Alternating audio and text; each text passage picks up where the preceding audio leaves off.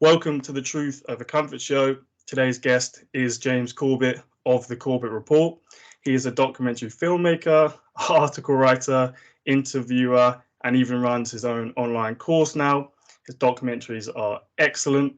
And the reason I respect James so much myself is that he always links up his sources, whether an article, an interview, or a 2-hour-long transcripted documentary influenced me when I read books, when I created a website, and even today when I conduct this interview.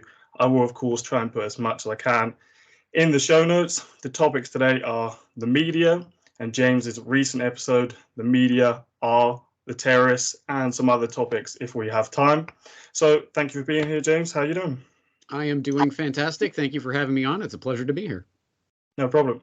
So I thought I'd just start with your thoughts of the media itself at the moment. So why do you think the media, the Western media, the American, British, whichever you see fit, is so incapable of telling the truth? Is it the advertisers? Is it just knowing the boundaries, self-censorship, access to these politicians? Or is it the network or people outside the network telling them not to? What are your thoughts on this? To all of those possibilities, I would say yes, yes, yes, yes, yes, and yes. I think there are a number of different factors that play into this. But speaking from my own personal experience, I would say growing up in Canada in the 1980s, 1990s, obviously, I think it's quite obvious, at least to me in retrospect, and I think I did suspect it at the time, that the media was controlled in various ways, that there are certain subjects that just could not be talked about, and certain pieces of information that just couldn't be aired in polite society, like the absurd speculation that Lee Harvey Oswald was not a lone nut or something along those lines, despite the fact that I was cognizant, even as a young boy, many people have questions about that. But if you ask a question, you're just an insane wingnut or something like that. So the disconnect between reality and what was being reported and shown on TV or in the newspapers was obvious to me from a young age. But having said that, comparing it to the way that it is today, that discrepancy seems to have grown orders of magnitude vaster in the past decade or two. And I don't know if there's an acceleration that is going on, but certainly as to the whys, why does this take place? I think it's quite obvious, presumably to your audience by now at any rate, that this does take place. But why does it take place? And you mentioned several different factors, all of which I think do play into this.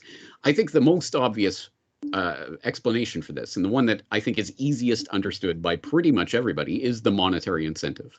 The corporate media has a literal vested interest in reporting on some things, not reporting on other things that would be beneficial to their shareholders or their board members. And that's pretty obvious, I think. So, for example, when GE took over NBC, and you got the conspiracy theory rock on Saturday Night Live talking about how, GE has taken over NBC and they don't want you talking about nuclear weapons and things like this, being revealed on Saturday Night Live as a ha ha ha, isn't this funny? And it was never aired again.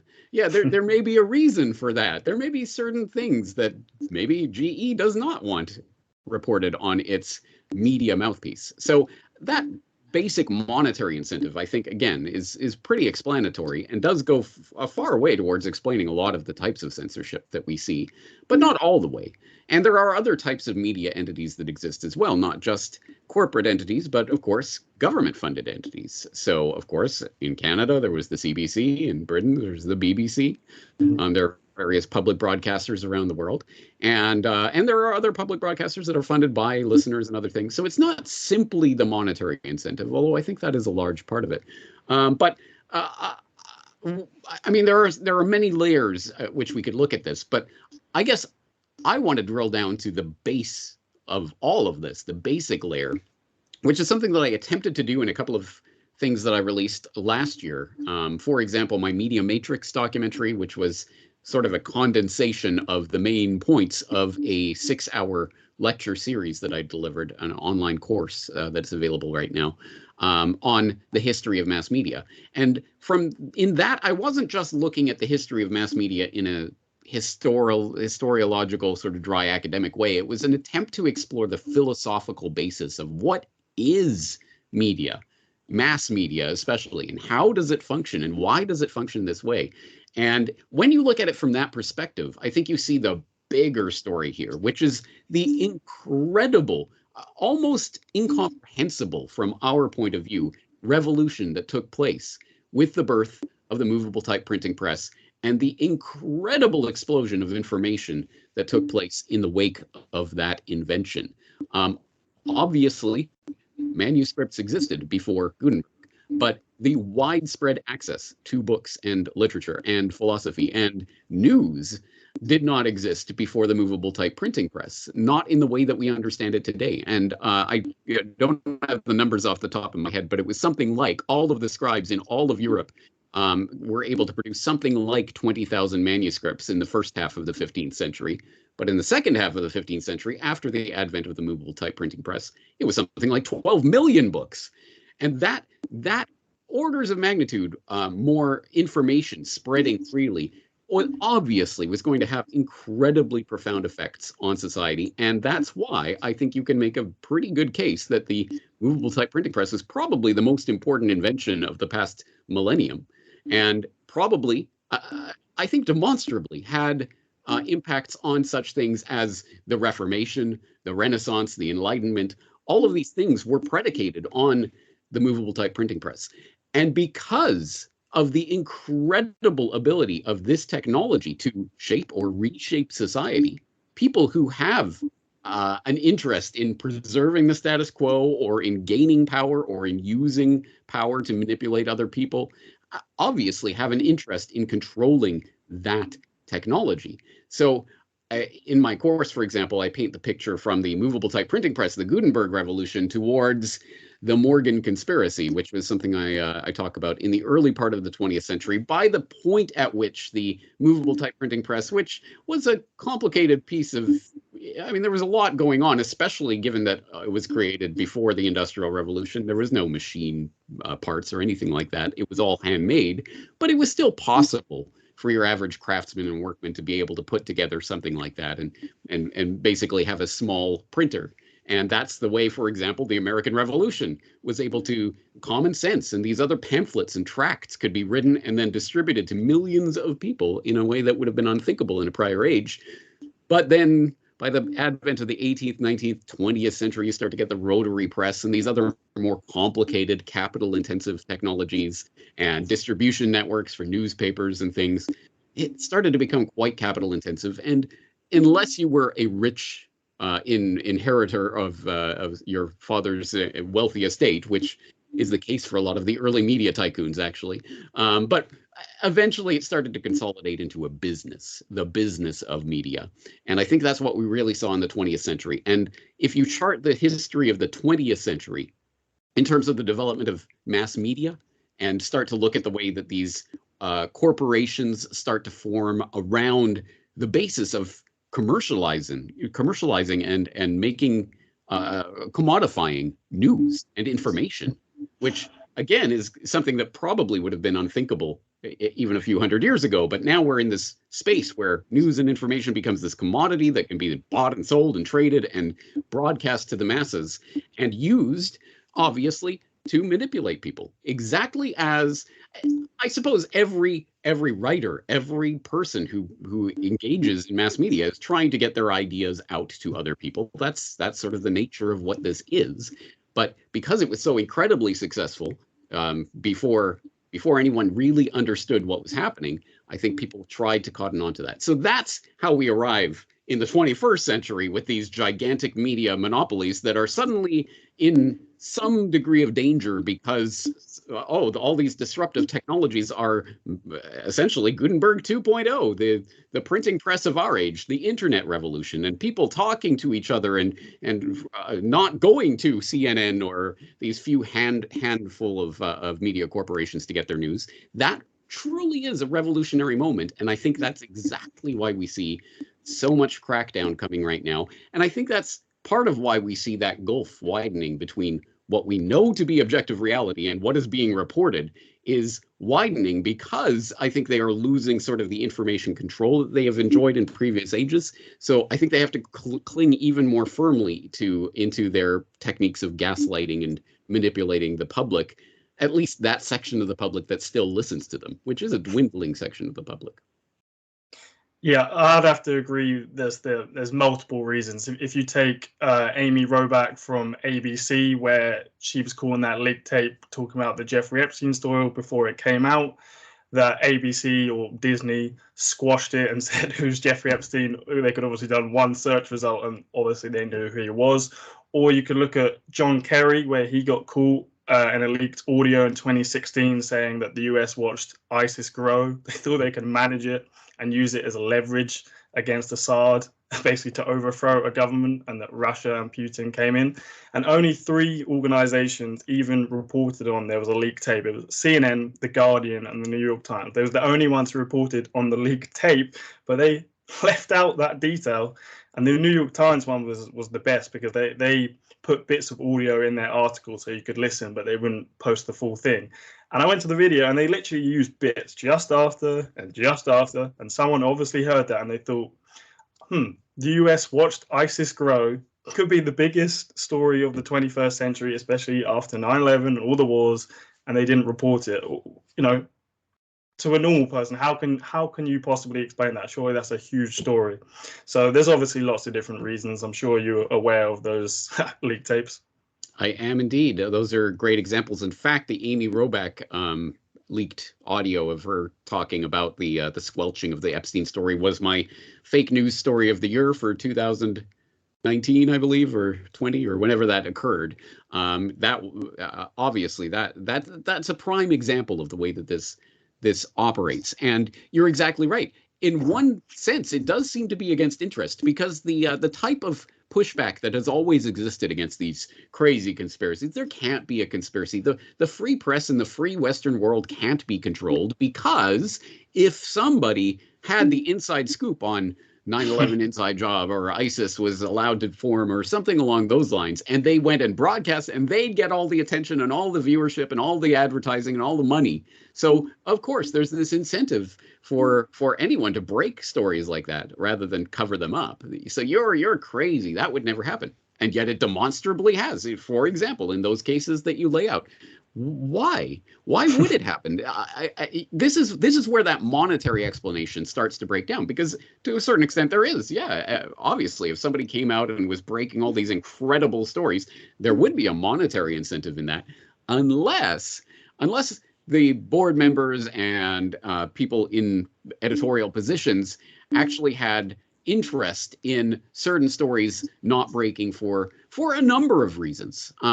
One prime example, as we are recording this conversation, what is happening in Davos right now, the World Economic Forum, and who is at the World Economic Forum? Of course, a lot of journalists, but as attendees of the World Economic Forum, not as journalists reporting on what's going on and let's get you the inside. No, they're stenographers who are going to be lapdogs to the World Economic Forum, again, for a multitude of reasons, some of them probably for just basic personal reasons of, I'm hobnobbing with the elite, I'm an important person, or people who want access to certain people and know that if they say certain things, they won't get that access in the future, the pay-to-play system and all of this.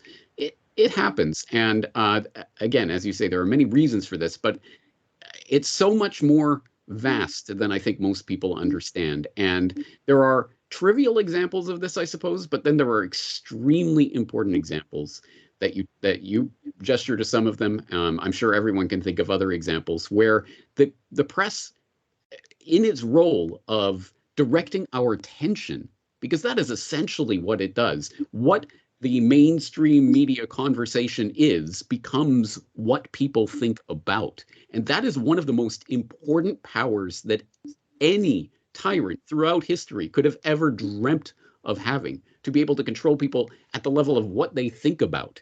Because by that, you can direct entire societies in ways that would be utterly, just totally madness if looked at from an objective standpoint. Case in point, the past 3 years. Can you imagine if instead of having the COVID death count on every channel and the pie charts and the, oh my God, how many people died today?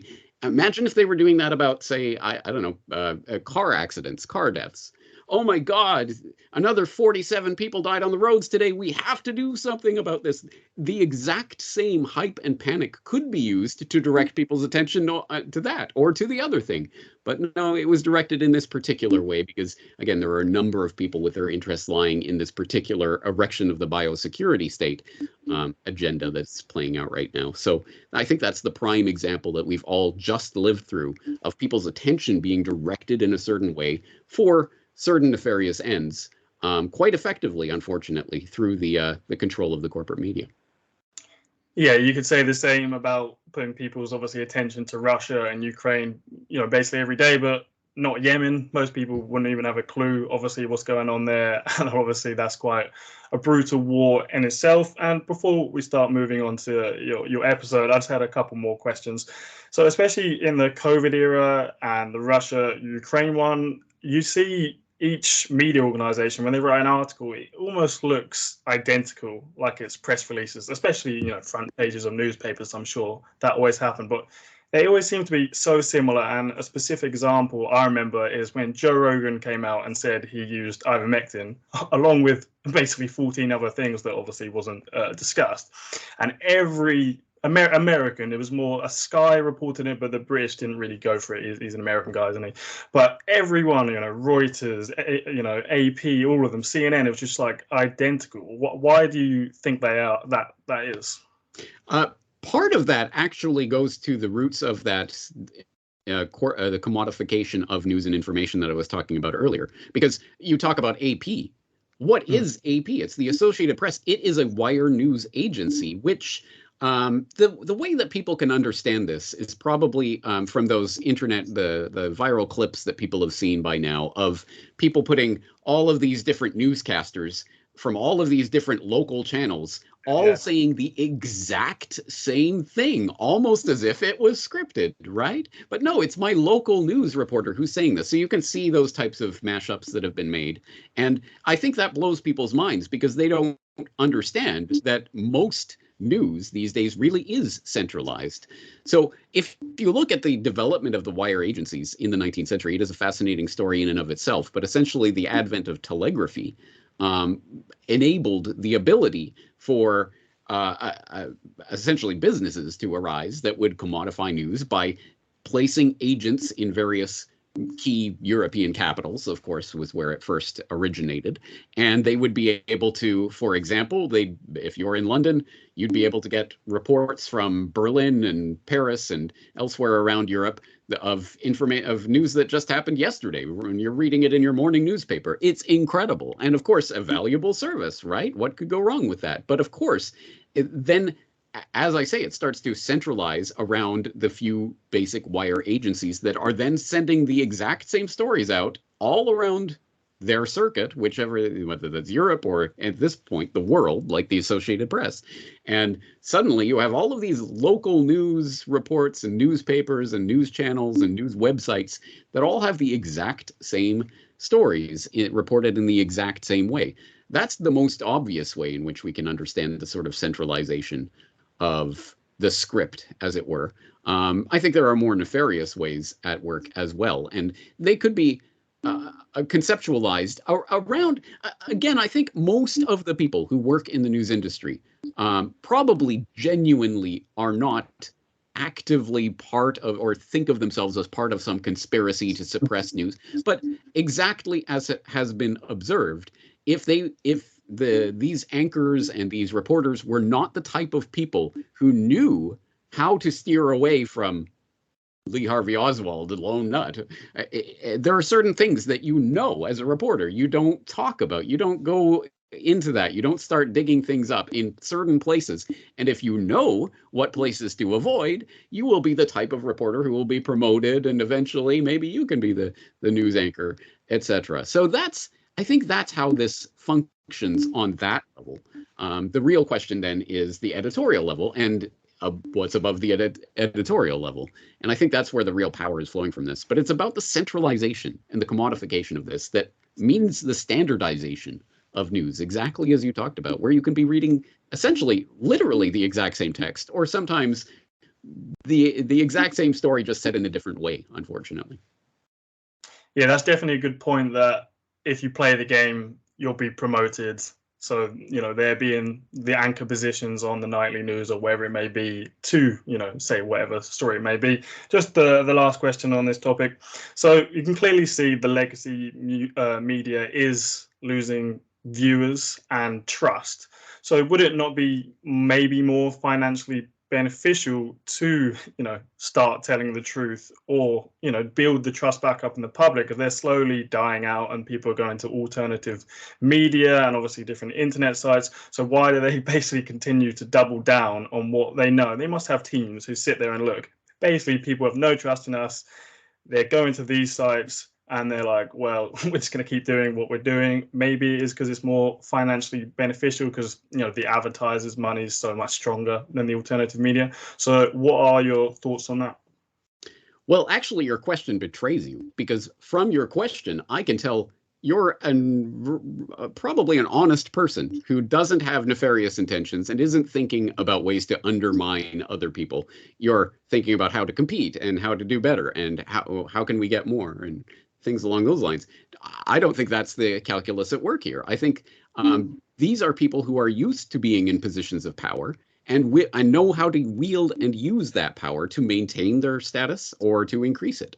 And from that mindset, which I don't have, and it seems like you don't have, and I think most average people don't have, but if you can put yourself into that mindset, you start to think, well, no. What we need to do is return to the good old days of our information monopoly, oligopoly, at least near total control of information. Now, how do we do that? Well, we scratch the back of these politicians by covering up this thing here or reporting that thing there that they want us to report. And they'll scratch our back by regulating the news industry. And they'll put in all of these restrictions to get rid of all this pesky competition, to censor anyone that we don't like or any competing voices, so that, once again, people will have to come back to us. There's no other way. And that can be done absolutely overtly, as it has been obviously in recent years. YouTube and other platforms just censoring, banning people like myself, of course, for criminal wrongthink.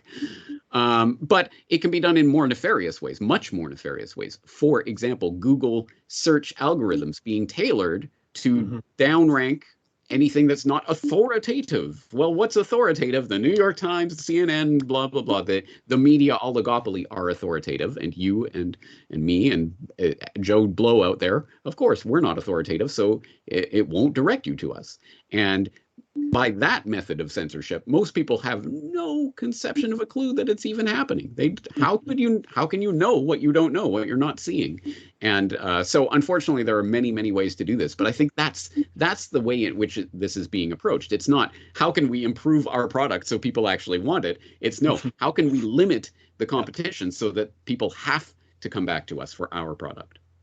Yeah, no, yeah, you've answered my question a lot better than I questioned it. And yeah, you can clearly see, even when you go on YouTube, obviously all the top results are from news organizations, and it becomes harder, obviously, with shadow banning. Yes, and let me interject, because that's, again, I want people to really reflect on how important that is, because if you go back 5 years ago and you were on YouTube and you typed in the search term Federal Reserve, the first thing that would come up on that search result was Century of Enslavement, my documentary on the Federal Reserve, where you would learn some actual information about the Federal Reserve and what it was really created for and why. But, of course, who came along? I believe it was Chris Hayes of MSNBC who came along to tweet about, oh my God, do you know imagine you're a high school student and you have an essay to write on the Federal Reserve. So you go to YouTube and you type in Federal Reserve and you get this. And he shows a screenshot of the thumbnail of Century of Enslavement. And he's like, oh, this is just unacceptable. And lo and behold, wouldn't you know it, the very next day, You type in century of enslavement into the YouTube search bar. You type in Federal Reserve, of course you're not going to get century of enslavement anymore. You even type in century of enslavement, you're not going to get my documentary. You type it in quotation marks with Corbett next to it and whatever. And 47 positions down, you might find someone who reposted the documentary. They completely scrubbed it. And again, it didn't really make sense to me at the time why they were doing this method. Why like this? Why not just censor it altogether or something like that? Why not put a warning label on it or something? But why do it this way? Until I tried a smart TV for the first time, and of course it's got YouTube loaded up on it, so you can just go and you just search. And there's no way to refine a search on one of these types of devices. You just make a search, or if you're searching whatever via Alexa or something, there's no way, you can't control it in any way. It just tells you, okay, here's what is. And if you're 417 positions down in that search result, of course, it will never, ever, ever be seen by anyone. So it can be completely pushed to the side. It can be completely swept under the rug. That is power. That is what power looks like. The ability to control who gets to communicate, in what way, at what time, and whether or not they make you a star or they make you no one. And they can do that through the search algorithms these days. Yeah, that's an interesting point. I have a smart TV in my house. I've never really thought about that. Yeah, the filters are different on your phone. You can refine it much more. So that is an interesting point. Just before we move on, I actually remember something you spoke about before, of maybe, before 2015, 2010 sort of years, where didn't YouTube used to have like the top search thing? So you could find like 9/11 documentaries, 9/11 truth documentaries. So could you touch on that just for a minute, because I'm only 21, and if I do have any friends watching or people of a similar age, obviously I have no memory of that because I would have been about 10 years old. So could you I feel like a grandpa talking about the olden days, but it's true. Yeah, 2007, 2008, I remember it very well. When I was first starting out, just starting to understand and find out about this information on the internet, in fact, through places like YouTube, which is unthinkable from today's perspective, but back in the day, it was the Wild West. And yes, YouTube had a front page, which was the same page for, I think, everybody in the world. It wasn't even standardized by country at that point. And it had whatever was, the trending videos or whatever they called it. There was something called Google Video that existed back before YouTube, or around the same time as YouTube, that did the same thing, the top 10. And I remember every single day back when I was first getting into this and just starting to find out all this information, and I was really excited about it. And every single day, the top 10 would be populated by 7 documentaries of, Terror Storm and things like this. Like real incredible documentary stuff was getting to the top every single day. Until, of course, then they sort of changed it from the top 10 to the trending, which of course means whatever they want it to mean. And then they shove it off to the side, and then they make it sort of a drop down, so you have to like click through to find it, and then they just scrub it all together. So that's the evolution of this type of thing, because I really do, in a sense, I'm very, very optimistic. Because I understand, I have seen it now. I understand it. I lived through it. When there is a free and open playing field where people really can communicate freely, the truth will come out, and it will be popular because people understand and resonate with the truth. The lies have to be sold and pumped down people's throat, and you have to be drilled and over and over and over. Don't believe your lying eyes, don't believe your lying ears, just listen to what we're telling you. And people understand that on some level. And when it makes sense, I understand. Now that explains that. That explains that. I think people really do resonate for it. People really are thirsty for it. But we have unfortunately re-entered into an information dark age. In fact, in some ways, potentially a much darker one than we saw even in the nadir of the 20th century media oligopoly. Yeah, I agree. Truth resonates much more than people, because again, it doesn't have to be forced down people's throats. People prefer much more natural settings, which is why podcasts become so popular rather than like talk shows. They're like sitting to the side, and there's a crowd, and it's basically 5 minutes to sell their book or whatever it may be. People like natural conversation, don't want it really edited or anything like that. But let's move the conversation on to your recent-ish episode, The Media Are the Terrorists. Could you explain what made you make that, and what the Werther effect is, and Mm. where does it come from? Okay, yeah, let's start there. The Sorrows of Young Werther was a novel by Goethe, which I have not read. It's on my reading list, but I will confess that I have not read it. But it is apparently about a young man, unrequited love, and he's quite smitten with this woman, but he can never have her. So in the end, he eventually ends up killing himself. And apparently, this became one of the earliest recorded instances of a copycat effect where young men in Europe started killing themselves in the exact same manner, dressed up in the way that Werther was in this novel, etc. So it started to become a known phenomenon to the point where this book was actually banned in various places. So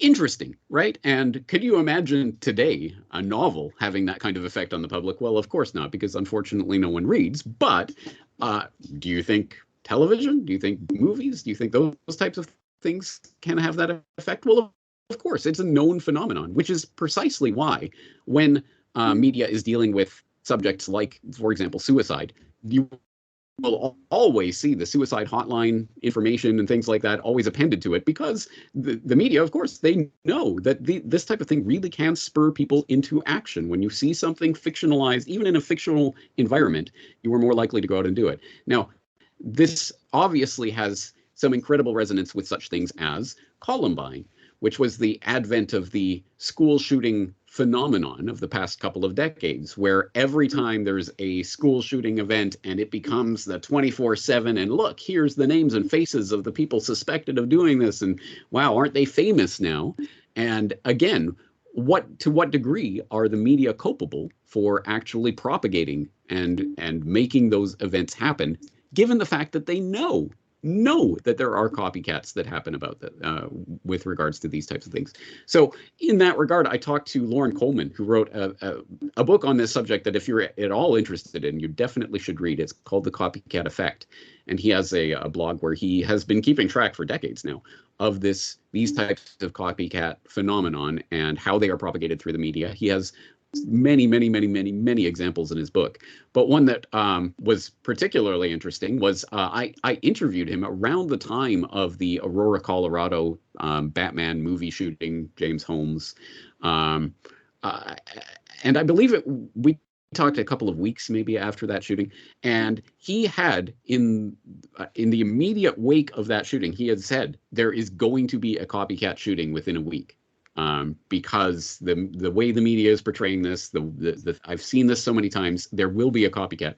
And lo and behold, there was a man arrested in Maine for planning and thankfully not perpetrating, but planning and getting the stash ready for a copycat shooting at the very theater where Lauren Coleman had actually seen Batman Rising, or whatever it's called, The Dark Knight Rises, a couple of days before that. So so that was an interesting part of that, which just goes to show that, again, I think he knows what he's talking about. But the deeper issue here is, if the media, again, it knows that this is not some new thing that people have never heard about. The copycat effect is a real studied phenomenon that you can read academic treatises about. It is a known quantity. So, but what about those types of portrayals of, well, obviously, suicide and things like that is perhaps the most common way that this is understood. But what about some of the other things? I mean, it brings up the real fundamental point of the war on terror, the war of terror. I call it the war of terror because it is a war that is being directed at the public, the viewing public, generally speaking. And I think, as we were talking about earlier, the greatest power that any tyrant has is the ability to direct the attention of the public. So if you can direct the attention of say the American viewing public to the point where people are way more scared and way more cognizant of Al-Qaeda terror around every corner, and I could die in an Al-Qaeda terror attack, when in reality they're statistically much more likely to drown in the bathtub, die of a bee sting, a lightning strike, you name it, all of these crazy things that sound insane, but actually Americans dying of Al-Qaeda terror attacks in America since 9/11. Actually, there's many more things that you statistically should be afraid of. Why aren't you? Oh, because every single day you are receiving the doctrination and the programming. You should be scared of this. You should be scared of this. You should be scared of this. That raises the fundamental question, who are the terrorists? Is it is it even the people who are committing the terror attacks? In a certain sense, all they can do is that particular action, which affects those particular people. The rest is done by the media, which draws attention to those acts. That's why terrorists have always relied on the media and always claim responsibility and want to get that attention and want their name and their cause. That's why they do what they do. Terror only works when it is propagated out to the masses, as the media does. So there are some deep questions about what the media is, essentially, in that relationship. Are they terrorists themselves, or at the very least, terrorists by proxy?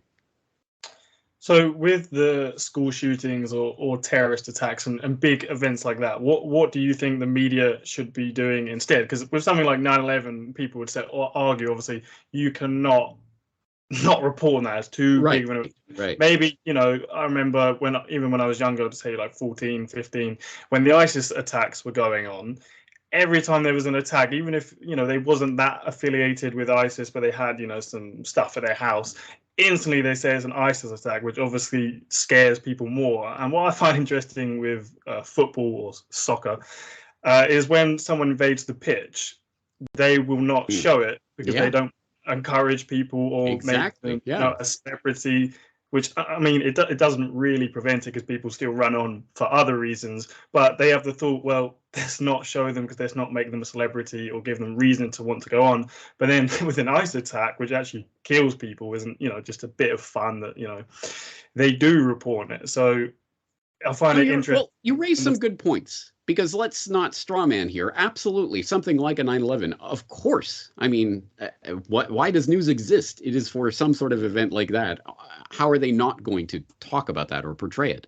But the incredibly important part of this is, how do you contextualize it? How do you follow up on that? What do you do with that? Does that then change your entire conception of the entire world and how everything should be organized? So we have counterexamples that we could pair off against, say, the ISIS attacks and other things that have occurred sporadically here in Europe and elsewhere for the past couple of decades. We could look at the bombings of America that we forgot, as Time magazine called it, which was a string of bombings, terrorist bombings that took place in New York and Chicago and San Francisco and around the United States in the 1970s. There were a number of different perpetrators of these types of attacks, the Symbionese Liberation Army, the New World Liberation Front, and others, literally committing terror attacks and blowing things up, and in some cases killing people.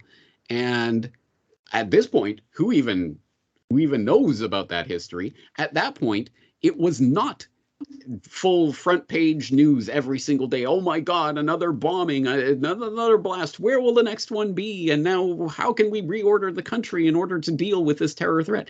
No, they understood at that time, the more we report on this, the more that we give it attention, the more it will happen, the more effect it will have. So at that time, they weren't reporting on it. So what changed in the post 9/11 era? Obviously, we don't want another 9/11. But does that mean that then we report on literally every single possible terror threat that could possibly happen anywhere for any reason, and things that, even if it's at 99 times out of 100, at least in the United States, it was an FBI informant, it was someone that the FBI was working with, the FBI entrapped them, et cetera, et cetera. It's always something along those lines. But anyway, reporting on every plot and then moving on to the next one before we have time to even parse what that last one was about, and continually keeping people in fear. There are ways to report that presumably would not terrorize or give rise to copycatting. But I think demonstrably what we've seen over the past couple of decades of the war of terror, or the past few years of the scamdemic, I think that is not the way you would report if you were not trying to encourage the hysteria. Do you not say, they play devil's advocate, would you not say the reason they report on every terrorist attack from every angle and COVID is because fear sells? No one really goes on to check the news to hear good news. it's like COVID every day, checking every day, constant story of, well, what are the numbers today? You know, just because they're scared themselves, so they want that dose. Is it not just these companies? And there was even the video of Project Veritas, I think, with a CNN writer who basically said, you know, blood leads or something like that, fear sells. So he said that the network head said for the COVID death counters to basically stay on it because it was giving them more ratings as people were checking in to see it. So if it bleeds, it leads. Yeah, yeah, exactly. And I think that is how people have traditionally, most cynically, within the mainstream narrative. I think that's the way people have approached this. Well, yeah, they're just trying to. I mean, obviously, it sells newspapers, it gets eyeballs, something like that. But I would say it's demonstrably different, especially in the internet era. Because I think the in a sense, the commodification of our attention, the attention economy that has arisen in the past couple of decades, is a race to the bottom with regards to who can be the most sensational, who can get the most grabby headline. And it really does not matter at all to these, certainly to these companies, whether you click out of, what is this? And then you're angered by, oh, this is nothing, this is stupid. A click is a click, and they win either way. So there is that element to it. But again, I think it's too coordinated in terms of this particular issue becoming the only thing we can talk about during this time, this era. I think that speaks to far too much coordination for it to simply be a cynical media tycoon who decides, oh, I think we're gonna try to hype things up and sell it. Again, this did happen way back in the early days of newspapers, the yellow peril and the yellow journalism of Hearst and his rivals in New York, trying to compete for people's attention. So it's not a uniquely modern phenomenon, certainly. But again, I would say that certainly the war of terror reporting is different than that. Yes, it is to some extent bleeds, it leads, but there was a lot of not bleeding as well. That was still every single day there would be a reason for Al Qaeda or the latest potential for some unnamed threat that we can't tell you about. The color code changed. Oh my God, that seems to me to be a different phenomenon than the prurient sort of reporting of, oh, look at these dead people or something like that. Yeah, I mean, the war on terror is definitely different. There was clearly, obviously, an agenda to drum up war, to make the terrorist threat as scary as possible, to be able to go to the wars in Afghanistan or Iraq, and then, you know, continue on basically to today. So yeah, that was definitely a different era of, there was an agenda, we need to keep them scared. We can't let them forget about 9/11 and just put it into perspective of, you know, that's probably not going to happen again for a long time, because they needed the support. If you want to go back to 9/11, the movie, and what you covered in the episode of the Pentagon B movie, and talk about that, I thought that was interesting. Right. Well, okay, I'll have to give the hat tip to Gray McQueen, who is a professor who has written a book about anthrax that I've talked to him about that before, and he's written a number of articles, scholarly articles for the Journal of 9/11 Studies, etc. One of which, as you say, the Pentagon's B movie, looking at the sort of crossover between 9/11 and Hollywood, and there are a number of different ways that you can approach that. I mean, for example, Tom Clancy and others have talked about. Tom Clancy, for example, wrote a novel about a was it a terror attack, flying a plane into the World Trade Center or into a building in New York, something along those lines. So people came to him afterwards. Well, how did you possibly know that was going to happen? He said, well, it's an idea that's been out there. The Lone Gunman television pilot people might have seen, that was about hijacking an airplane via remote control in order to fly it into the World Trade Center, that took place 6 months before 9/11, et cetera, et cetera. And there are a number of times when in movies where the World Trade Center is struck or things along those lines. So there's that kind of level of crossover, but there's a deeper connection there, which I think Gray McQueen was gesturing at, which is the essentially filmic nature of 9/11. That 9/11 was constructed to play out like a Hollywood movie, And that's why you see over and over and over and over and over again in the testimony from people from that day, the firefighters and other people who were interviewed on that day. It was like something out of a movie. It was like something out of a movie. They keep saying that over and over and over because that is the way that we, of course, how else would you conceptualize these incredible dramatic events that you couldn't even comprehend, that you've never seen anything like this before? It's like something out of a movie. I've seen this before. I've seen it on the big screen. And so the implication is that, of course, the terrorists, of course, knew and planned that in that way. Of course, the first plane strikes and people are just like, what's going on? Is that an accident?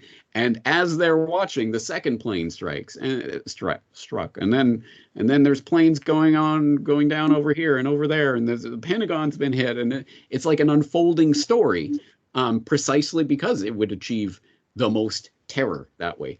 The only question then is, who are the terrorists? And I think if people want to dive down that particular rabbit hole, I did just recently complete a 5.5-hour documentary on Al-Qaeda and the history of Al-Qaeda that they can go to at corbettreport.com/Al-Qaeda, Alqaeda, if they want to get more information on who is Al-Qaeda and what really happened that day. But I think the point stands. Even if you do just swallow the entire Al-Qaeda narrative hook, line, and sinker, yes, of course, they're terrorists. They're trying to terrorize the public. They were doing it in a way that would have the most resonance, that would stick in people's mind, that would be this unfolding spectacle that would draw people's attention. That was obviously part of the plan. Yeah, and you mentioned in your episode about that RAND document, talking about how the media is almost complicit in terrorist attacks. When they talk about them, it can lead to more and inspire more terrorists. I'm not sure. Did you read the whole thing, or was it just that sort of? I did, but it's been a few months now, so I won't be able to quote it chapter and verse. But I did link it up in the show notes. And yes, essentially, I think part of the point is that the terrorists have a sort of symbiotic relationship with the media, because again, fundamentally, terrorism is about media. That is what it is about. It's about getting the information out to the media. If a terror attack happens in the forest and no one's there to see it, does it really happen? Something along those lines. No, it has to be broadcast. People have to see this and hear about it and hear about the horror. That's the resonance that terror has, and that's why it can be an effective political weapon. And so, of course, the terrorists need the media. And to a certain extent, maybe the media need the terrorists. Well, they need something to report on anyway. And hey, this is a good business. So there is a symbiotic relationship that goes on there. Again, however you understand or conceptualize who the terrorists are. Yeah, the same as if someone takes someone hostage, or the terrorists, they have that grainy video that goes on the media with the white cards of their demands. Obviously, they need the media to send out that fear into the people to make the government act and give in to their demands and all of that. And you started the episode with the Syrian missile flying over, and I think it was MSNBC talking about it. Why do you think they televise things like that, especially with the Iraq shock and awe campaign, where you can see obviously the fire, and you think, when the people turn around and be like, this is pretty brutal. Look at these explosions. There's people there being killed, and we're watching it on TV like it's a film.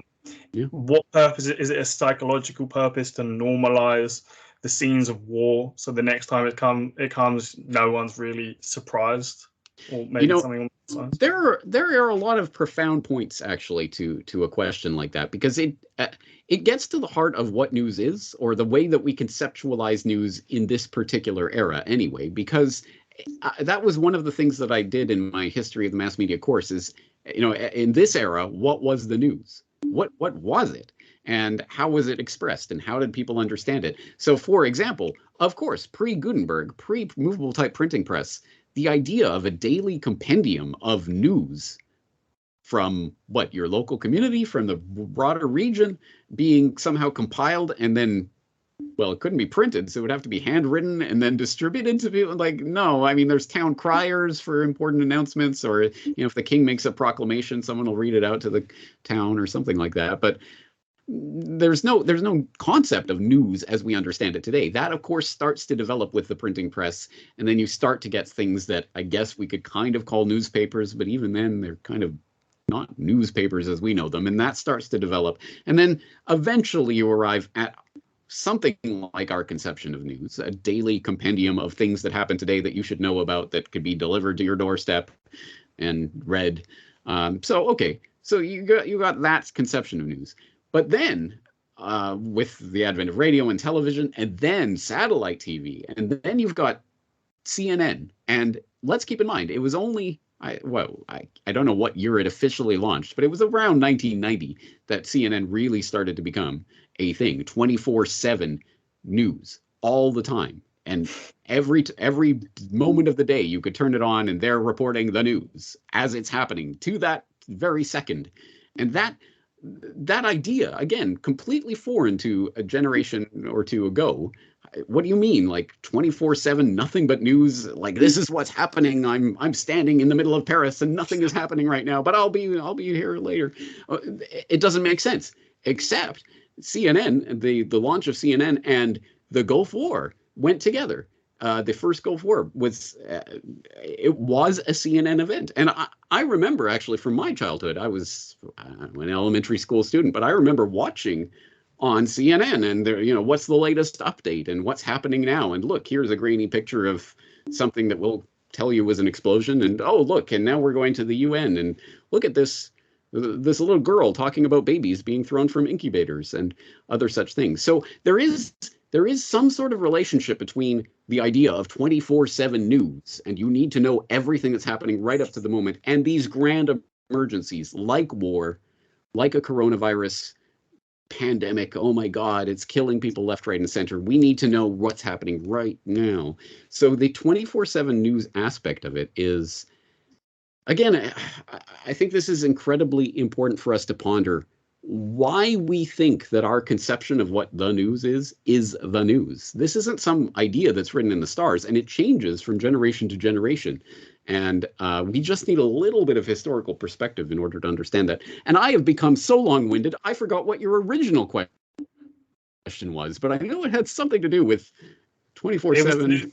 It was about the Iraq campaign being sort of a televised event of the bombings, and to your original first part of the episode about the Syrian missile, and he's like quoting that poet, and I think it's crazy. So the concept of a war that's unfolding, and what do you show at every moment of every day while this war is happening? Of course, you've got to show the missiles launching. That is probably the number one thing you want to show on the news, because it's actually something that you can see and you can conceptualize and you can frame in one single television shot. That's the money shot. There you go. There's missiles flying. They're going to go, and it's the perfect shot because you get to see the beauty of our weapons, or whatever Brian Williams was saying. You get to see it going, and it does. It looks, amazing. And obviously it's some sort of technological wonder, and you could compare it to fireworks or whatever. And you don't get to see the people being exploded into a million bits on the other end of it, the little children and babies and mothers that are dying at the other end of that. You just see them streaking off into the sky, and it's all very poetic, and you can wax poetic about it.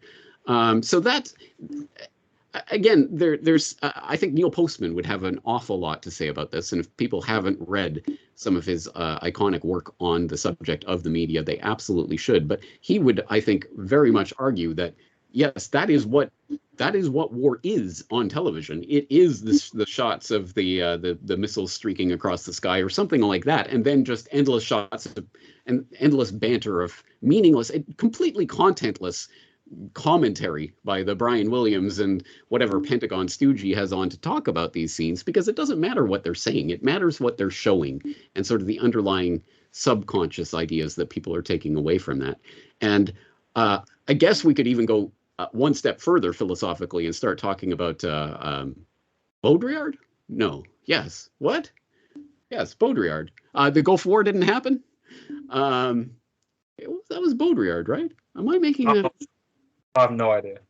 I know it was the French guy. I'm sure it was Baudrillard. Anyway, I covered this in my questions for Corbett, actually, about media. So people should definitely check that out, because it's fascinating. His thesis was that the Gulf War did not take place. It was a television event. Yes, it didn't mean there wasn't actual guns happening and things like this. But no, but fundamentally what that was a television event. It was a spectacle to be viewed and to be framed by these Pentagon spokesmen and people like this. This is the way we understood it. This is the way we conceptualized what war even is.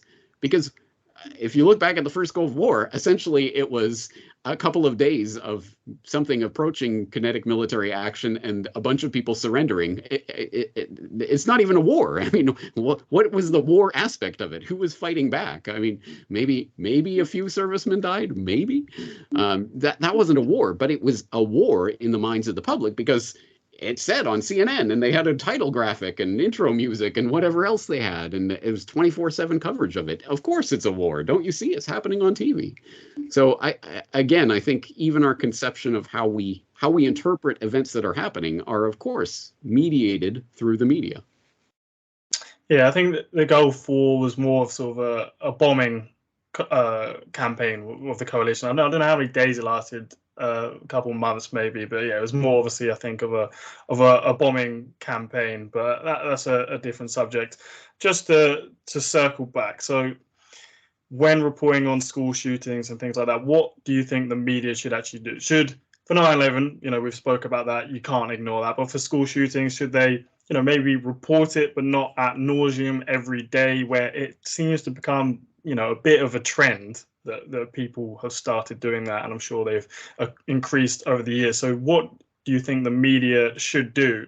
So, I think with stuff like, if there's a murder that happened to the other side of England where I live, I don't really need to know about it because it doesn't put me in any danger. But, locally in the newspapers, sure, report on it. But all it does is just make people think, oh, the world's a scary place. Like a stabbing happened in London. They're like, oh, you're going to London, or you better watch out, someone got stabbed there the other day. And sure, it happened and it's relevant to the people who live there, but maybe I don't need to know about it because it just makes you scared to go anywhere, and most people are nice.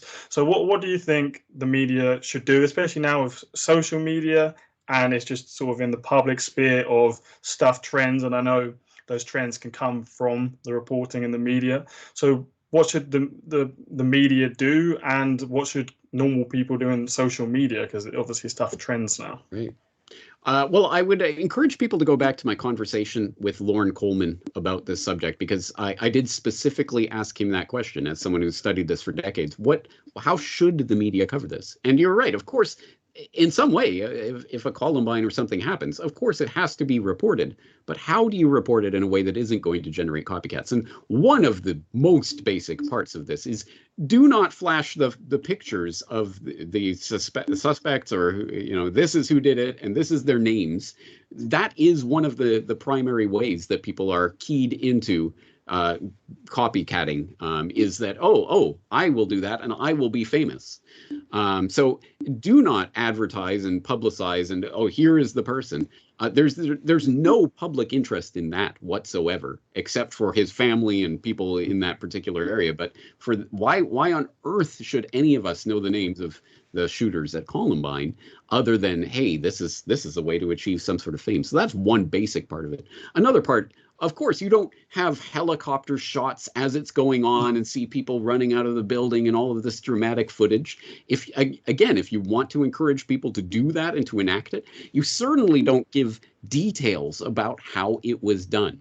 That is one of the key things that Coleman stresses, is that when you talk about a suicide, the more graphic you are in terms of how the mechanics of what the person did and how they did it, the more likely people are to copycat that sort of thing. And same thing with school shootings and other things. If they planned it this way and they did this and they had the guns here and they chained the doors. That was one thing that started to become a copycat thing, because I can't remember, but I'm sure it's in the Copycat Effect book. Coleman notes one of the first times that was it a school shooter or some sort of shooting event, someone chained the doors so that other people can get out, and the media reported that. And so, of course, a week later, during one of the copycats that resulted from that original, someone chained the doors, and it becomes a thing that people know about. Oh, okay, they're going to chain people inside. Oh, okay, I'll do that. So again, the more specific you are with specific details like that. Again, zero public interest in knowing that information. The only thing it does is encourage other people to do it in the future. So there are ways that you can talk about these things that don't encourage and incite people to do these types of things. I mean, the chain bit is more just instructions of how to basically successfully kill people better, isn't it? It's not really much need to hear it. And again, just going back to the copycat one, for a modern example was that you mentioned the clowns in like 2015 or something. There's, all the clowns going around with weapons, and it became a trend, but a trend of basically a copycat, isn't it? Yes, and who knows to what extent. I mean, something like that could be completely fabricated, or it could be something that starts out as a fabrication and ultimately becomes something real because other people then start copycatting it and bring it about into reality. And again, who knows how those types of things can play out, or it eventually becomes a chicken and egg question. Is this a completely media constructed phenomenon, or is it real? Or was it a real phenomenon that started because it was a media constructed phenomenon that encouraged people to do it in the first place? We've approached an hour now, so just for the closing thoughts. If you could just nail down just how important it is whether the media report on something or not, and any closing thoughts. Again, I think it would be, given the media environment that we're in, it of course there is a reason to report on big spectacular things that happen. But I would hope that at the very least we could become more cognizant of whether or not we really need the 24/7 type of coverage, or whether it might be better to have a little bit of reflection and time to create sort of an understanding of what's happening, and then to put it in a way that would be informative to others rather than purely spectacle. But then again, that's pie in the sky thinking, because as Postman constantly comes back to, TV isn't meant for dialogue or modeling calm reflective thought or something like that. No, it is about things that can be televised. It's shown. It's striking images. And what is a striking image? People running out of a building as there's a shooter inside and there's chaos. That is an exciting image. So to a certain extent, it's perhaps unrealistic to expect any given medium to act in any way other than that medium can act. Television cannot be a quiet time for reflective and interesting thought. It is spectacle, and it's nonstop assault of images, and that's what it is. And to try to pretend that it isn't, or to try to turn it into educational television, as Postman says, and I think he's exactly right, Sesame Street doesn't teach children to love learning. It teaches them to love television. And I think he's right about that. So I think we have to be realistic about the nature of the media. And then, and maybe this could be a follow-up conversation we could have sometime, but then the question is, where is this going? Because TV, even that's getting a bit dated. I mean, do people still really watch TV? No, you stream something on Netflix on one of your devices. So now it's internet medium, which is a different thing. And there are different things to say about that. But soon it will be the metaverse. And that will be a whole different ballgame. Yeah. Yeah, there's a lot to talk about there with social media companies, big tech, and the national security state, and obviously you could talk about the CIA in the media. Obviously, that's an important subject. And now it's pretty just open now, and they're just hired. Like the other day, BBC had the head of GCHQ, the version of America's NSA, as editor-in-chief on their Radio 4 program. And you're like, literally the people who are surrounded by secrecy, the ones editing for the state-funded organization. It was a meme. Like if it was Russia, people were like, but yeah. And next up on the BBC, 007. Tell us what you think about what's going on in Panama. This is ridiculous. Yeah. Well, thanks for your time, James. I really do appreciate it, and give me a second chance after messing up the time difference. So I'll leave you to your day. And again, thank you for coming on, James. Thank you for having me. It's been a good conversation.